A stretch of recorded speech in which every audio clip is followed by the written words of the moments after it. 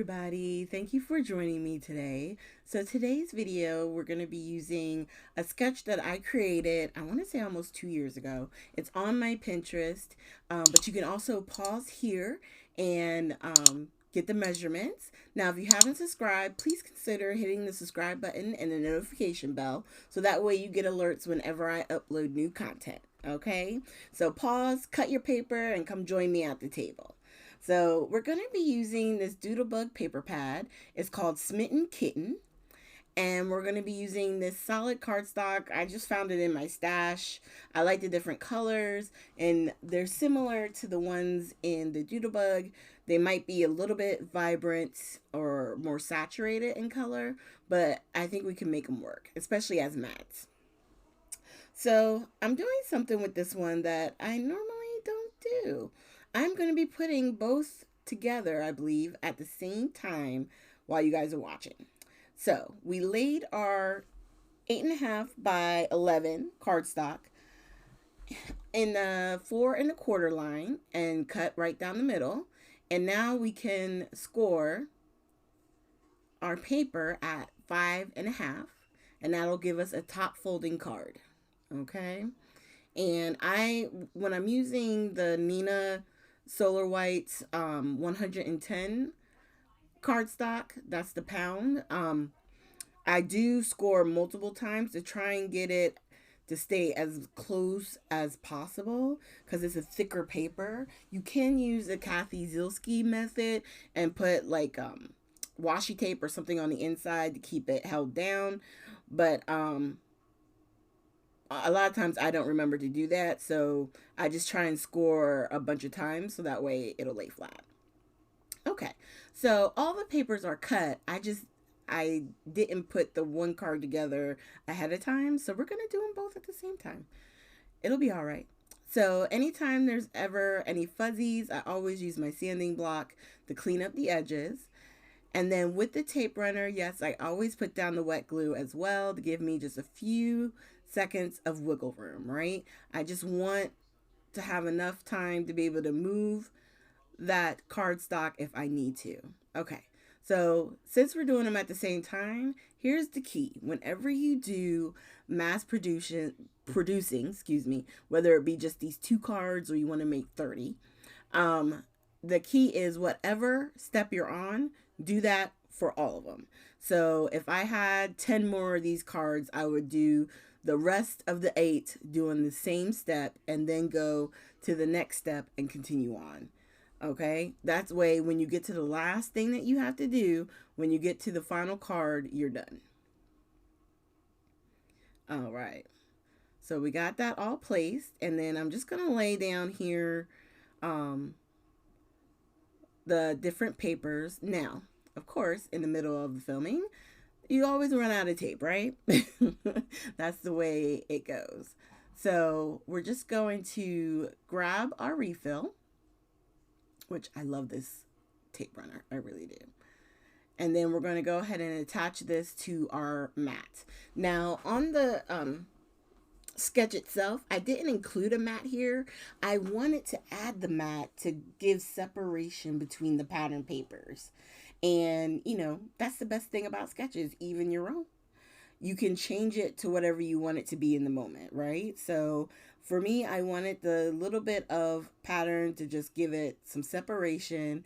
And then for the little side card, we're going to use these cut aparts that were in the paper collection. And because they already had sentiments on the cards, I'm not going to add a sentiment to the bottom right. So once again, making a decision to change up something and just keep the card really simple. All right. And if you wanted to, you could put foam tape on the back of this piece and then lift it up, you know, give it a little bit of height. If you're keeping it simple, you can always add different things just to give it a little bit of something where even in its simplicity, it still gives you a little wow factor. Okay, so for the sentiments, turn them both over and we're just going to tape them up. That way, all I have to do is turn them around and call them done. I didn't like how it felt, so I'm adding more tape, which is going to look a little weird. But that was a little bit more solid and sturdy. Add a little bit of glue and then lay that as straight as I can. And it says, "We are a perfect blend." I thought it was super cute.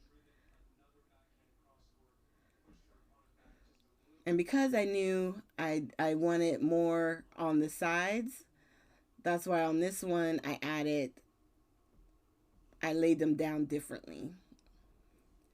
All right, and then we're going to add that over on the side. And like I said, since I'm not using that sentiment or putting the sentiment down in the bottom right, we're going to add some bling. And what I did was I have a lot of these Pinkfresh gems, and I wanted to use one of each color, right? So I pulled to the side the pink, a green, and a light blue, the colors that most match the collection. And what I'm doing is I'm taking 3 different sizes. So they have a small, medium, and large for each of the colors. And then I'm just going to spread them out based on basically like with where I want the sizes to go, right? So if I have a blue that's a teeny blue on the other one, I might put a little bit bigger blue. Just changing it up a little bit. And then I was thinking, just leave it here. You don't need that many. They said do odd, and show them you can do odd with a small amount. Yeah, I didn't make it because I wound up adding 2 more. So at least I only did 5 instead of like 100. Well, it wouldn't be 100, it'd be 101 because you got to be odd. But once I figured out on this one, I'm going to go from the top left to the bottom right. And on the other one, we're going to do it the opposite way, the upper right to the bottom left. And we're going to lay out on this one. I believe it's a green and a blue. And that's just going to give us a little bit of, bling, a little something, something. And I'm just using my Nuvo, is it wand? Not wand. It's like it's an embellishment tool. And I'm going to tell you, this one especially is very tiny in your hands. So make sure you find a spot that you'll remember where it's at, because it'll be very easy to lose or misplace. Either way, it's the same thing. It's late. Bear with me. All right, we're almost done. We're almost to the end. So we got the last gem glued on. We're going to put our topper in so that way we don't lose it. And there's the final project. Now, don't freak out about the wet glue looking like it's oozing out. It does dry clear and you can't see it. Like if you turn it on the angle, you might see a little bit of shine, but I'm telling you, it's not bad at all. And this art glitter glue holds gems, acrylic pieces.